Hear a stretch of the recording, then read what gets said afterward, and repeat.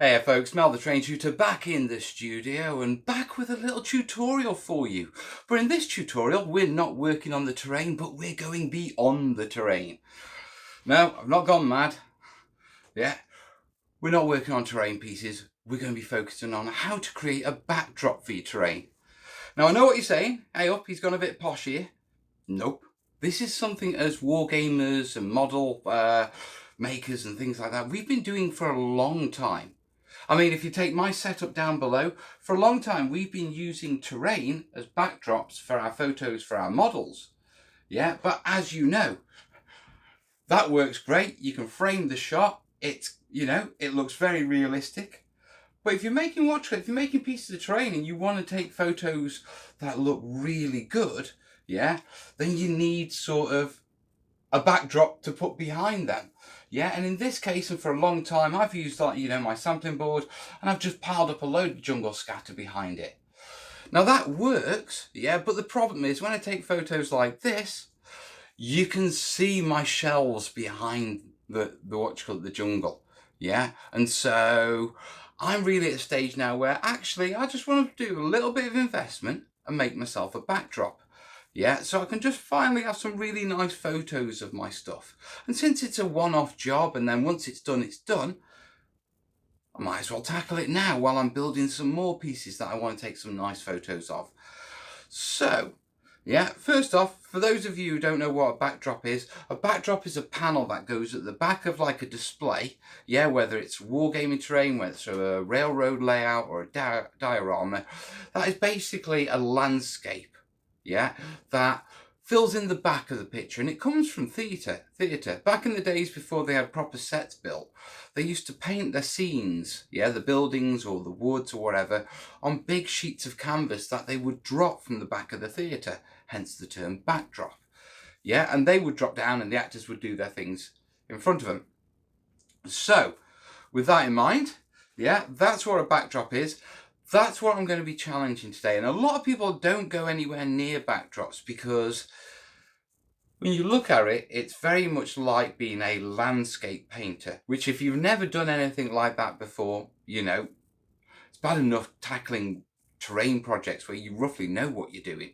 Going into a completely different medium, completely different style and tackling something else is really challenging. But actually, backdrops are really easy to paint because they're designed to be not detailed. They're designed to be not in focus because you want them not to distract from the things you're photographing. Otherwise, actually what you want is them to sit in the background. Okay, so they're actually quite easy to paint. And I say this because I am absolutely awful at landscape painting, like really bad. Yeah, but I know I'm going to be able to pull off something reasonable. So if I can do that, yeah, knowing how bad I am, yeah, then you'll be absolutely fine. So with that in mind, yeah, let's just have a look at a couple of little things that you need to know before you start your painting. And then I'm going to unleash my inner Bob Ross. Right, cracking on time. Come on down. Right, obviously we've got a display here.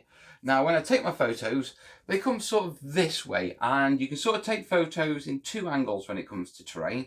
You can sort of come down this way at sort of 30 degrees to the horizontal, yeah, or you go eye level.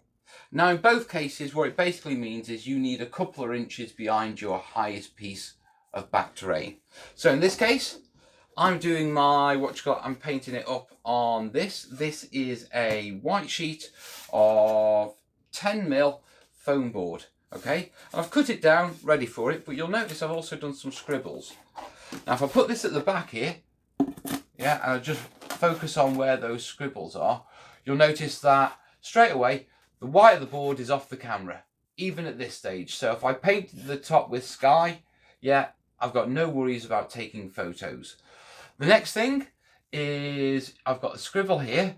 Now that's in rough line with my highest trees. And that's so I know where I want my jungle canopy roughly to be. I don't want it much more than that, and I don't want it to go much below than that, but undulate around that area so it sits in line with these pieces. Now the second one I've done is I've done a mark down there, yeah, and that is basically sort of the height of my jungle foliage. Yeah, which will be my guide to where I need to put, right, let's do this, let's do this, let's do this. Okay, so a different style of paint style. So top of the trees there, top of the jungle foliage there, sky up there. Now, what else did I need to mention quickly? Right, the only other thing I want to mention just right now before we jump into paints and everything is when you're doing backdrops and things like that, it is really handy to have whatever your sort of setup display already out somewhere close by. Yeah, just so you can come along and as you're doing it, just check it against it, make sure it's working all right. Yeah, as long as your piece is wide enough to cover the board, you'll be good. And also keeping your pieces nearby, especially the rear foliage. Yeah, because you have the foreground, you have the midground, and this will be the background. You want your midground colours to be slightly lighter or in tone with the ones at the back. Okay, right, let me just jiggy about a bit. So with all the basic theory down, let's get on to the practical. Now, if you come down here, you can see I've got my bit of whiteboard. I've propped it up on some foam so it's a bit easier to paint. And then over here, I've got my palette, my saucer. Yeah, and I've mixed up a light blue. And all I've done is mixed a little bit of acrylic light blue, cerulean, I can't say that. And then a little bit of house paint to wine it up. Yeah, dead simple. And I've got this sort of nice light blue, yeah, and then I've dropped some white in there with it. Okay, and what we're going to do is to start off with, we're just going to build up the sky, but we're going to build it up, but as we come down we're going to lighten it and see if we can slightly grey it out a little. Okay, so time to channel my inner Bob Ross. I haven't done this in a long time. Yeah, and just get a reasonable amount on the brush. Yeah.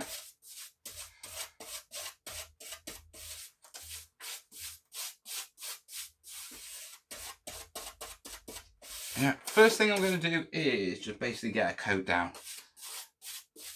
Yeah, when you're working with acrylics on materials which, like this, which is foam board, which is quite soft, it's always better to work in layers. Yeah, i.e. let the first one go down and just work as a bit of a primer. Yeah, and then build your layers up. So don't go onto your acrylic too thick and then just think you can slap it on with one layer. Yeah, as the infamous Duncan says, 2 thin coats, or in this case, a few. Yeah, now that's the top of my foliage. Yeah, that's the top, the crown of my trees, the top of my trees. That's the top of my jungle foliage. So I need this blue coming all the way down.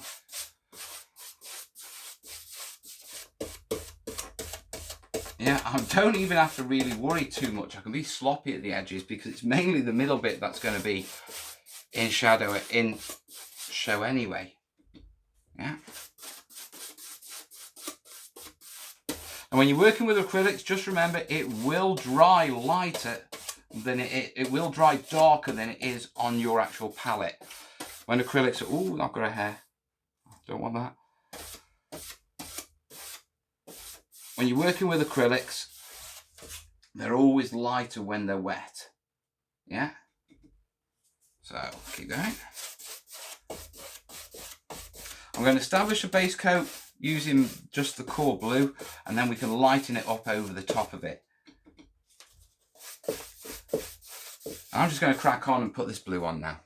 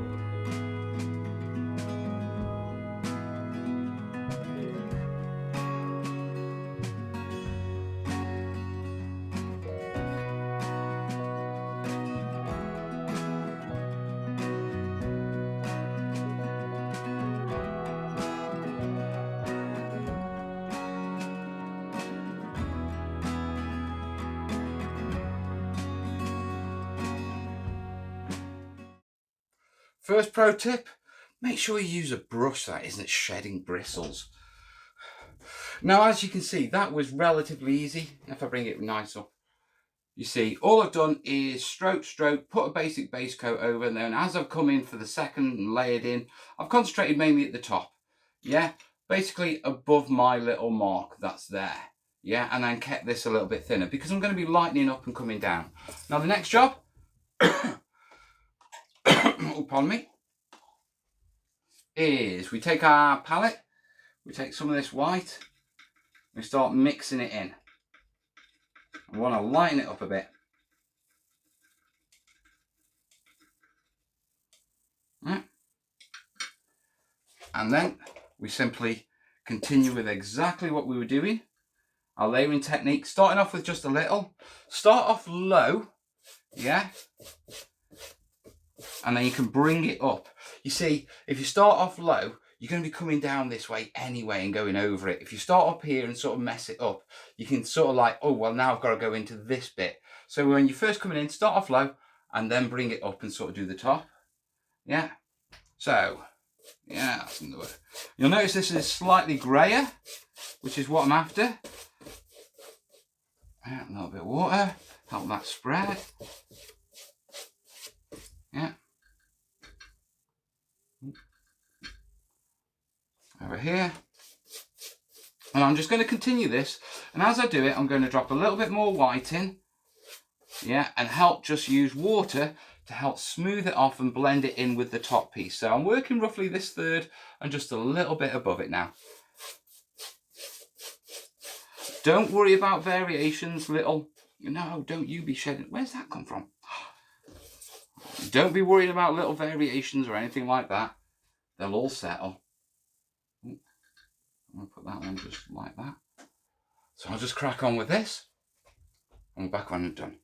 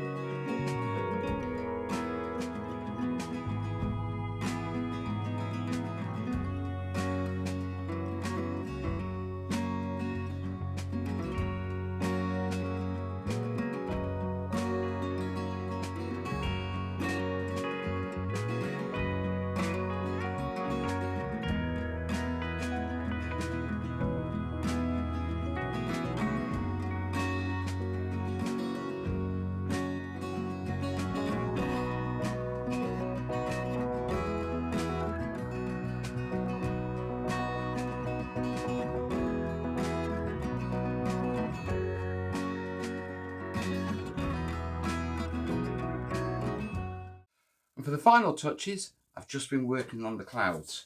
So if I just bring this up, you know what, it's wet, it's a bit hard to see, but you can see how I've gone from light, shaded in the sort of light greys and that sort of stuff. I'm just trying to get you a good shot on that.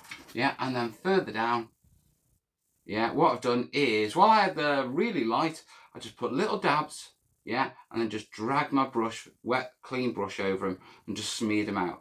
These all work as clouds, okay? And remember, this is a backdrop. They don't have to be perfect, and you can come along and add to it if you want to, but this is just enough for what I need to do for my piece.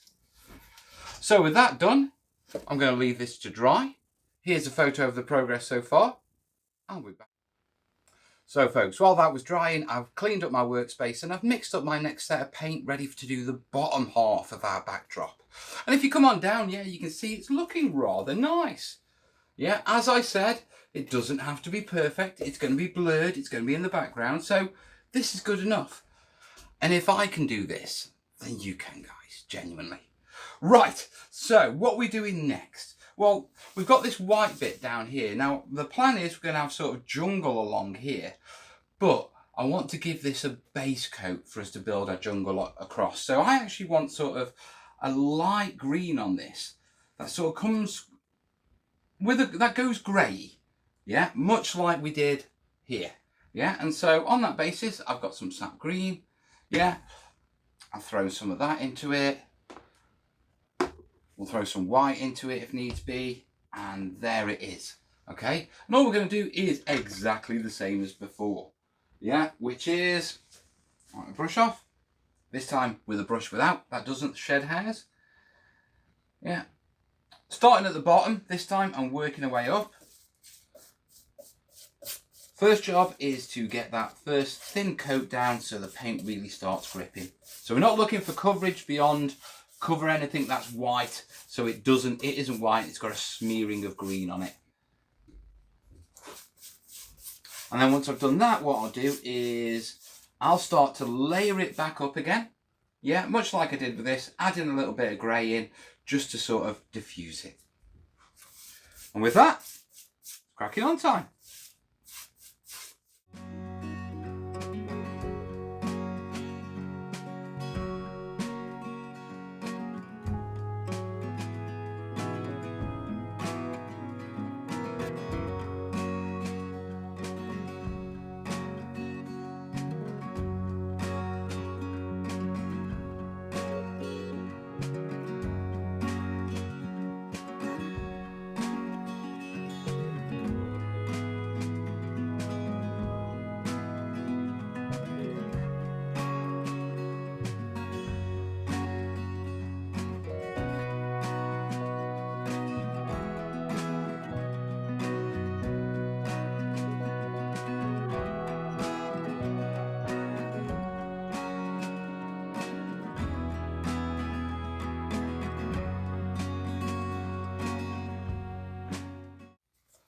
And with that done, yeah, you can see we've just got a basic layer of green.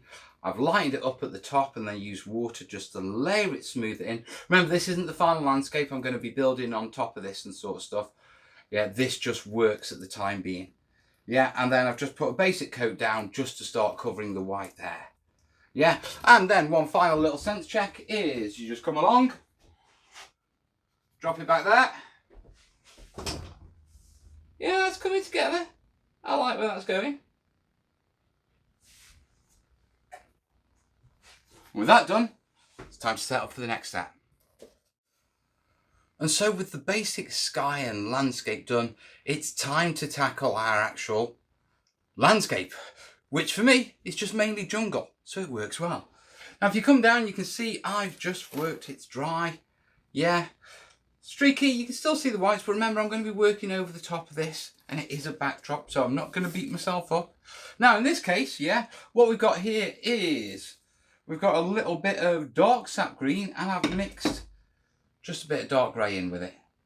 Okay, this is just so we get something that's really nice and what you call it, really sort of nice and dark, because I'm going to be building up on this. The next thing I've got a bit of sea sponge. Yeah, I've ripped it up and so I can do that.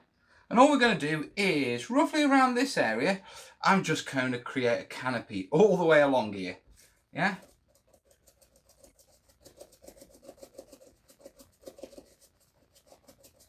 Sometimes I'm going to go up. Oh, I need to pull that in a bit. I'm not worried about going too far over the edge because we're going to be building up on this with other colours.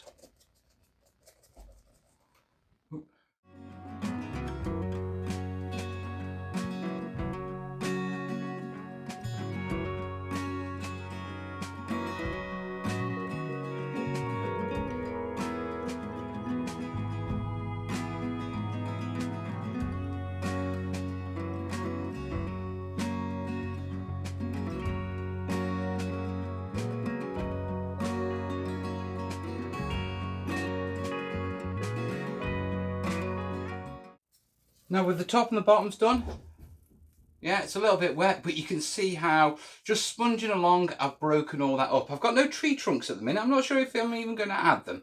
Yeah, to be perfectly honest. I just want to concentrate on the foliage. Yeah, and so we're coming back in, and now what I've done is I've mixed up some sap green with a little bit of yellow. Yeah, that lightens it and just makes it make a little bit more lush. Yeah, and we do exactly the same. Yeah, and this time what I'm going to do is sort of concentrate towards the tops, leave the bottom to create a bit of shadow. Yeah, so we'll start at the bottom here, in fact.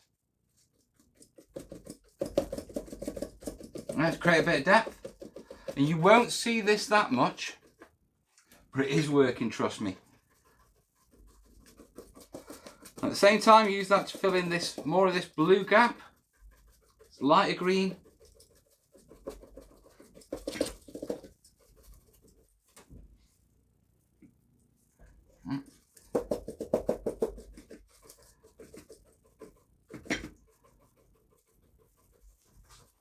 Yeah. A bit down here. Come along. Let's do this bit.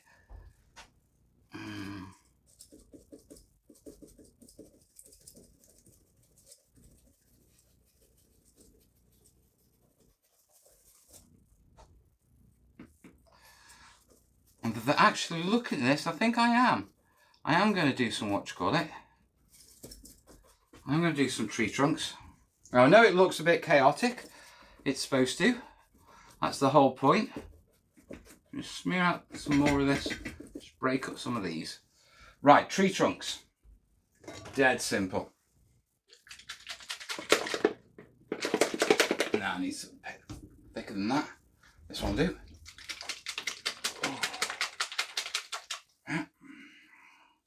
See what that comes out like? Ooh, that's a bit thin. Come on.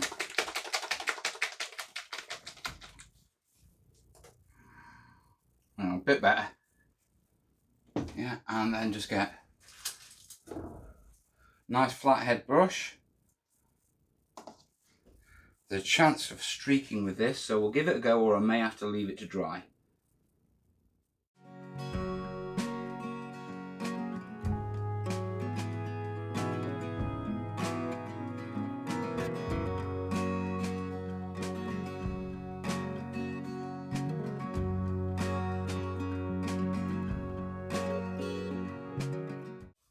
And when you're doing these sort of things, it's best to sort of randomize them as best you can and not evenly space them. Yeah, I am streaking. Yeah, it probably would have been better if I'd left it to completely dry before I put this on. But it does help with blending it in. You've got to sort of feel free when you do these sort of things. You know, I mean, it looks okay. It's only a backdrop.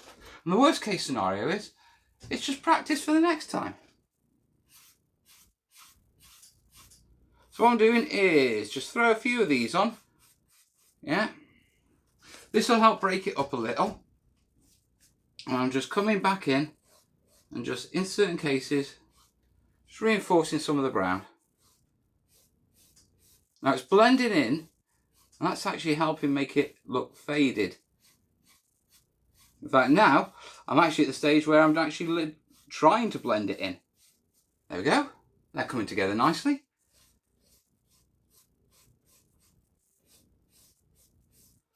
So they are completely ad hoc, and it works wonders.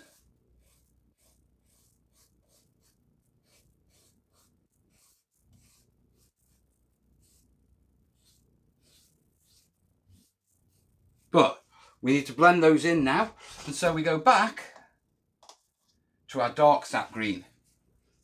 And what we're going to do is we're going to sponge along here, and we're going to just sponge along here and make these sort of disappear. In fact, we could probably get away with it. Let's go with dark. Let's darken it up a bit. So, yeah, a bit more grey. It's nice and dark.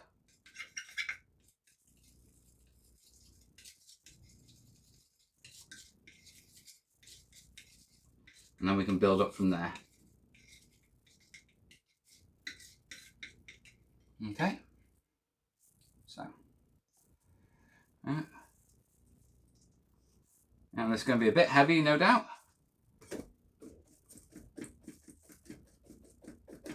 You can see as I'm putting it down, top of the trees automatically disappear. Get a bit of variation in there.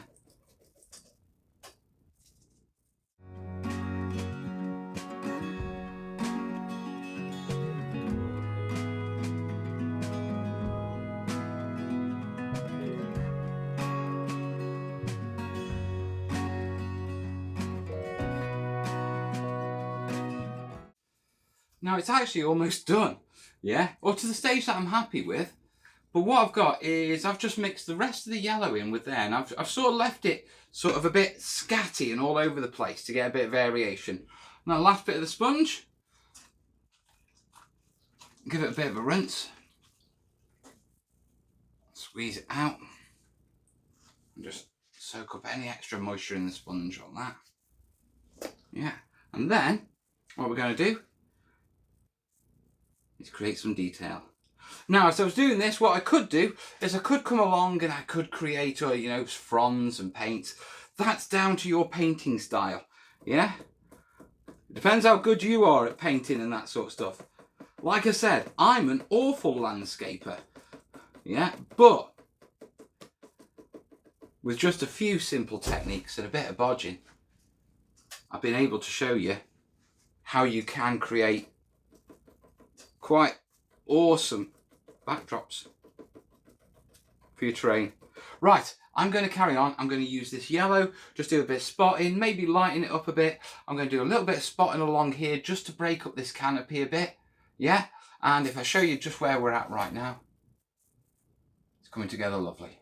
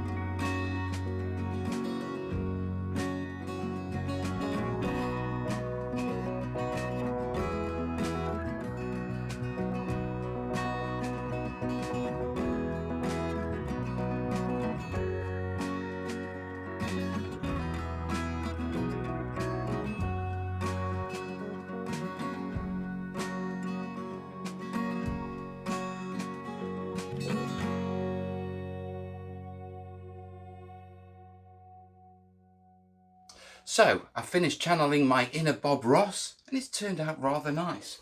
Here you go. Looks lovely. Let me just move that water. There we go. There you are, and there's our backdrop. And it is really as simple as that. Simply taking your light blue, lighting it down, yeah, with a little grey, just to desaturate it, and then use a little white just to line it up. Same with the green coming up, then coming in, stippling in with the dark, stippling in with the dark at the bottom, coming in with the trees, and then just light across the top by mixing a little bit of yellow in and light across the bottom. And you get that, and it's perfect. And it really does make a difference. So, previously, my Big Burma Bills photos looked like this, and now they look like this. And now I look like this. A happy chappy. So, there you are, folks. Just a really simple technique for creating a bit of a backdrop so you can get some really nice photos of your terrain, not just your models. Now remember, I'm awful at landscape painting, and if I can do this and get good results, then you can too. And it just takes a little bit of practice. Remember, if the idea of doing something so big as a backdrop overwhelms you a bit, start with a small piece, start with a bit of A4, get the practice. It's about the techniques, then repeating them. But above all, don't worry about it, just enjoy it. Yeah? Right, this has been the first tutorial video for a while. Sorry if I didn't have more photos in it. I got a little bit carried away with the creativity. It happens, but I wanted to share the techniques. I hope you found them useful, folks. As always, let me know in the comments if you do. And if you like these videos, as always, you can help me get more of these videos out and get me back on the channel. Yeah, by following the links on the screen or the links down below. Supporting the channel either with a one-off via PayPal as a tip, or by jumping on and joining the Trainiac Clan on Patreon. Put my teeth in. Joining the clan on Patreon, yeah, it genuinely does help. Get me back in here, get me making videos, and get me creating stuff like this for you. So, if you'd like to see more vids, links down below, guys, and I genuinely do appreciate it. And in the meantime, all the best, yeah? Ta-da.